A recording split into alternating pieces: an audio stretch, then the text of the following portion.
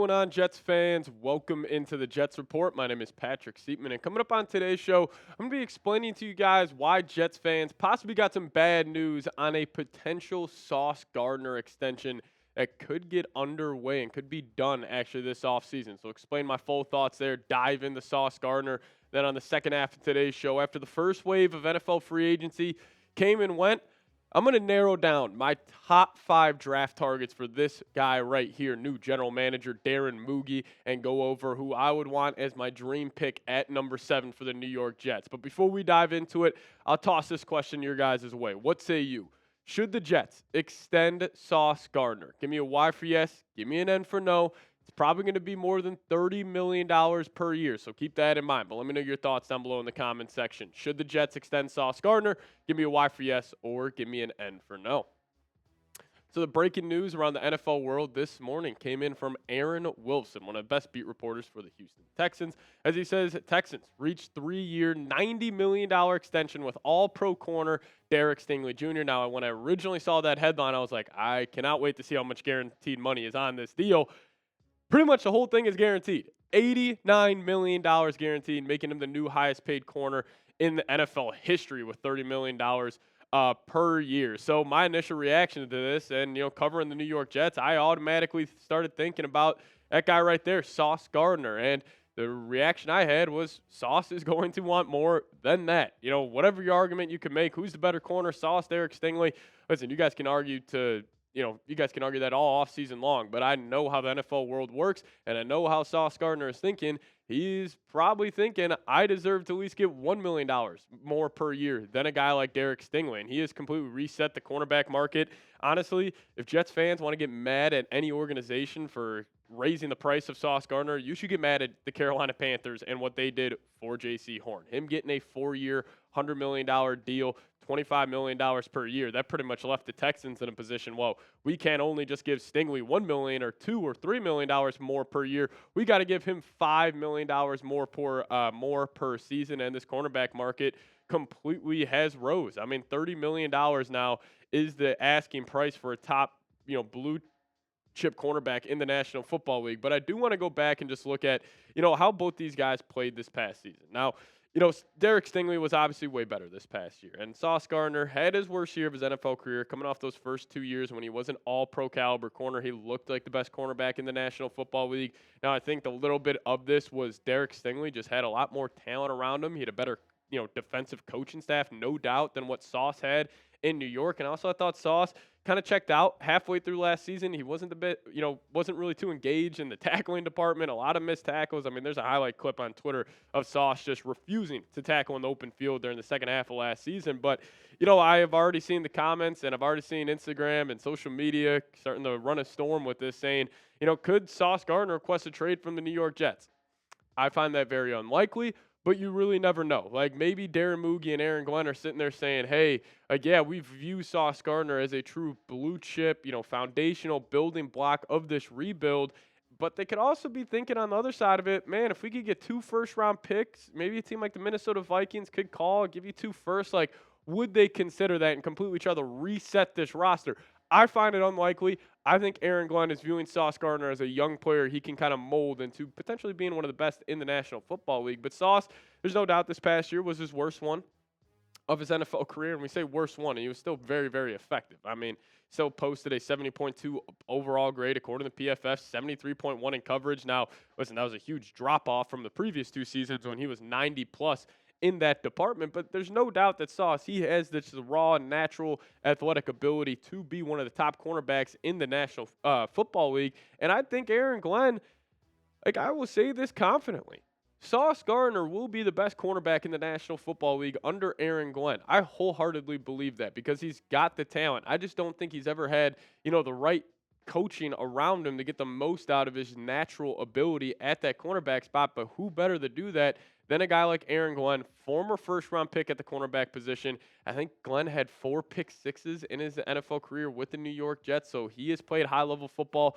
for New York, and I'm sure Aaron Glenn is saying, hey, Sauce Gardner, relax, we'll get that deal done, and I'm going to turn you into one of the most impactful defensive players in the National Football League. But I'll ask you guys get down in the comments for me.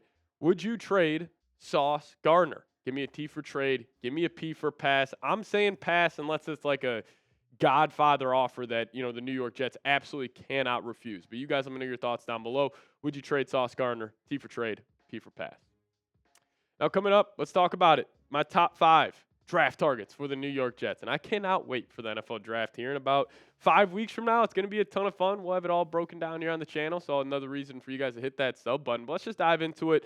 And a guy I would be thrilled about if he fell to pick number 7 is the defensive tackle out of Michigan, Mason Graham. Now, this guy is just a bully at the interior of the defensive line. He's got incredible motor. He's given it his all every single snap when he is out there. And just when you combine that high motor with the high athletic ability, you get a defensive tackle who deserves to be picked in the top 10 this year. I think he is a generational prospect. And if he is there at pick number 7, I love the idea of pairing him up next to Quinnen Williams, because then the Jets, you would have an unsolvable problem on that defensive line. Like, teams wouldn't be able to double team Quinnen, double team Mason Graham, considering they are at the interior. It's just a lot, just harder to double team those guys because, yeah, we've also seen teams start to line the running back up over the guard to help chip at that interior spot, but that is very, very hard to do. That takes some high level of execution offensively, and if you would put Quinnen next to Mason Graham, I'm sure Quinnen Williams would love it. Just make his life a whole lot easier on that defensive line. So I think Mason Graham, I think he's my number 1 draft target for the Jets, slightly over this guy right here, Tyler Warren. I can't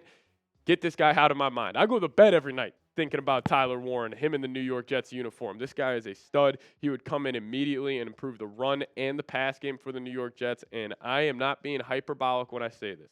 He reminds me of a combination of Rob Gronkowski and George Kittle. If he doesn't end up working in the NFL, you guys should unsubscribe to this channel and don't listen to anything I have to say on draft prospects. That is how confident I am in him being an elite tight end in the National Football League. And the thing I love the most, we saw the jump this past season. Him going from 422 yards in 2023, and now he was a focal point in this offense for Penn State, went over for 1,200 yards. And honestly, if Penn State, if they went on a deeper run in the college football playoff, I think this guy would be talked about being an undisputed top 5 pick. Just more eyeballs on him, more people watching his game. I mean, I already knew Tyler Warren was a stud, but what I saw from him in the college football playoff against some of the best talent in the country, it was phenomenal. He's got a great aggression out there, and I think he would add physicality to this offense, because when he has the ball in the open field and he's got a smaller DB safety on him, that's why he reminds me of George Kittle. He's not just trying to get around him, make him miss. He's trying to make that guy hurt for trying to tackle him, and that's what I love about him so much.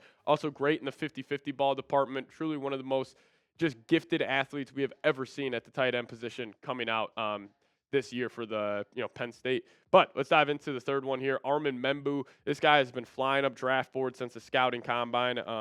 Just all of his traits are phenomenal, man. And he's got great bend. He kind of reminds me, just on a physical profile sense, he reminds me a lot of Trent Williams. But this past season for Mizzou, I mean, man, he was damn near perfect. Like, he almost played in over 800 snaps, only had 4 penalties called on him, 0 sacks allowed, and the PFF grades are phenomenal. And 90.4 overall, 85 pass block, 87.6 run block, and also the Jets just have a need at that right tackle position. And I love the idea of, like, all right, you got Fashanu, you got Membu, you got a good interior. Now let's just go get another weapon next to Garrett Wilson for Justin Fields. I like that idea. But I do want to talk about one guy right here who could potentially be falling, and this would be an auto pick for the New York Jets. Now, I think this is very, very unlikely that he falls to pick number 7, but actually in the latest mock draft, according to CBS, they had the Jets taking Abdul Carter. Now, Abdul Carter, he started off his collegiate career playing Mike linebacker,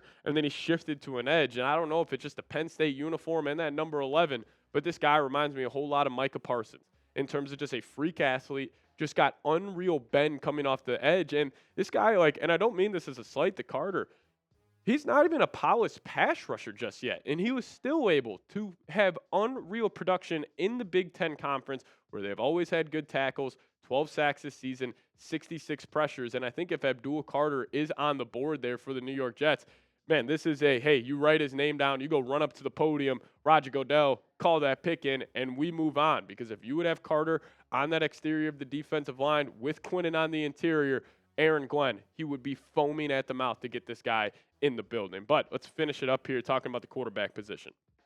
Shedeur Sanders. Now, I think it's all said and done, but I think Cam Ward will be the number 1 pick, and I also think Shedeur Sanders will be the 2nd overall pick.